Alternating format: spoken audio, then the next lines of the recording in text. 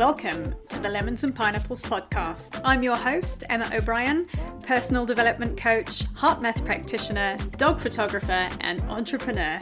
In this podcast, I share tools, strategies, and amazing guest interviews to help you improve your mindset and your well-being with a sprinkle of fun and probably some mention of dogs along the way. So without further ado, let's squeeze the day. Hi folks, welcome to episode 45 of the podcast, 7 Steps to Greater Self-Confidence. So self-confidence, annoyingly, is an inside job. And if you've ever met someone who is ultra confident, they command respect and they have a high vibe presence that is often awe-inspiring. The good news is that with some practice, you can also achieve the same level of self-confidence. So I'm going to share with you in this podcast 7 steps that you can start to practice and implement to build your inner self-worth and your inner confidence. The first one is all about self-talk. So don't talk to yourself in the tone you'd use if you'd been invited to give Hitler a piece of your mind. Our self-talk is the chatter we hear the most, and if it's all about how terrible you are, how big of a failure you are, how much of a loser you are, you will erode your own confidence before anybody else has the chance to. And if you haven't paid attention to your inner monologue, I invite you to start keeping tabs on it and lay off the self-criticism. Learn to talk to yourself like you would a beloved friend, not a Nazi dictator with small man syndrome. Number 2, stop attempting to climb Everest when a 5-kilometer jog is pushing your limits. If you set goals that are unrealistic, you set yourself up for failure.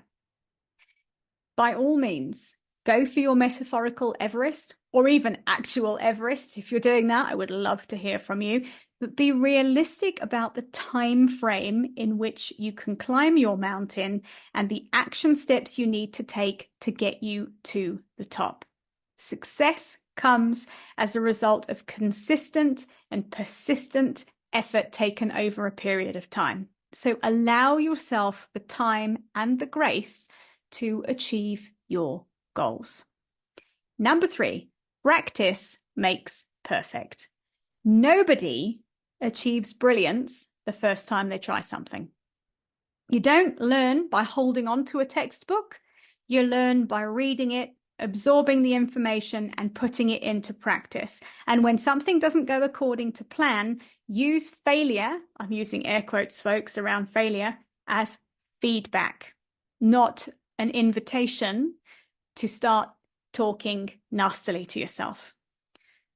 If something doesn't go according to plan and it feels like you've failed, what can you learn from that? What can you do differently next time?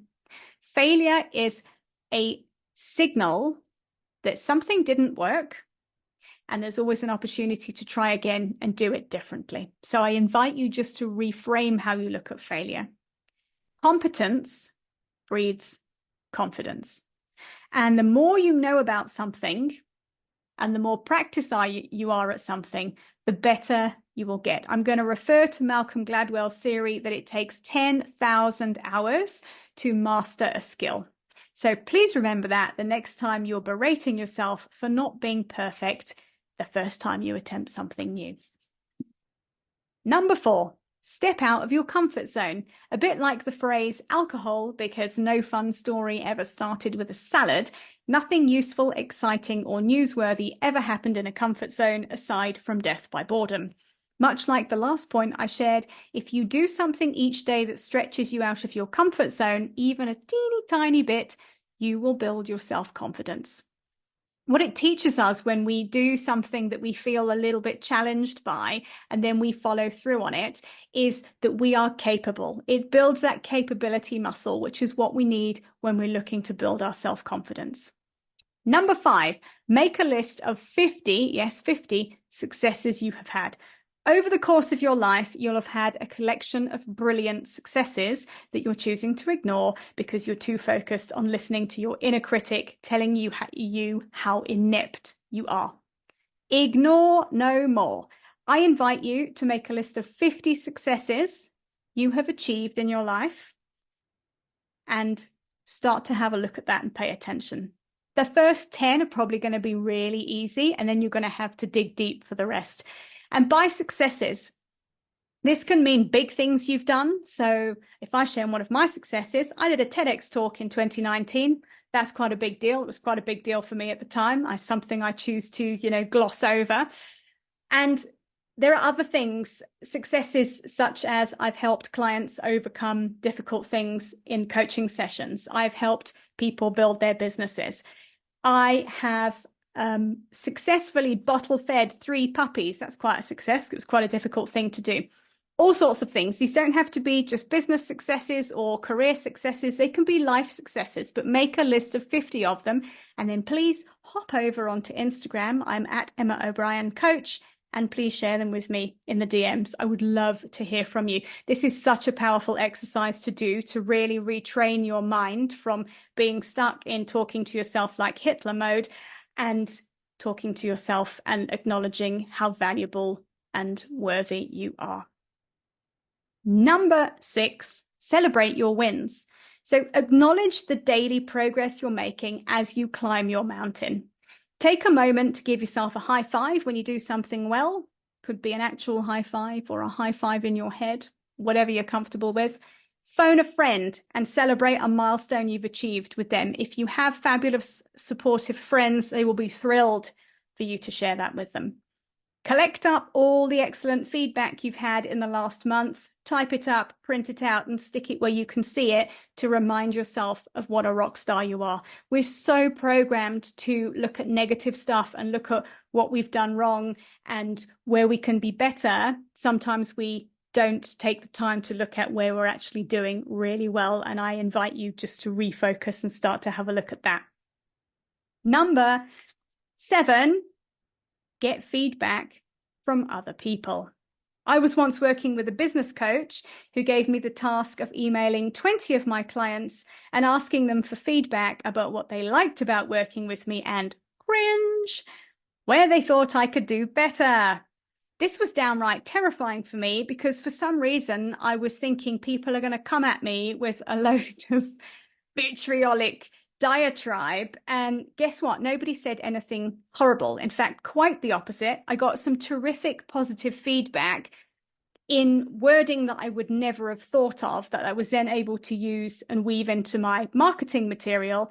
And I received some very kindly worded pointers on things I could improve upon, which ultimately helped me to up-level my business. So powerful. And it was a really interesting exercise for me of thinking about how frightening it was because, again, I had that negativity bias of thinking people are going to say horrible things to me, and they didn't. It was very, very interesting, and it was a really big confidence booster for me. So confident people know where their skills lie, and they are constantly working to improve themselves through learning, connecting with others, and paying attention to the feedback that they get without taking it personally. So building your self-confidence is an evolutionary process, and it starts with inner work. So be gentle with yourself. And of course, if you need some help, you can get in touch with me. I'd be very happy to chat to you about how coaching could help you build your self-confidence.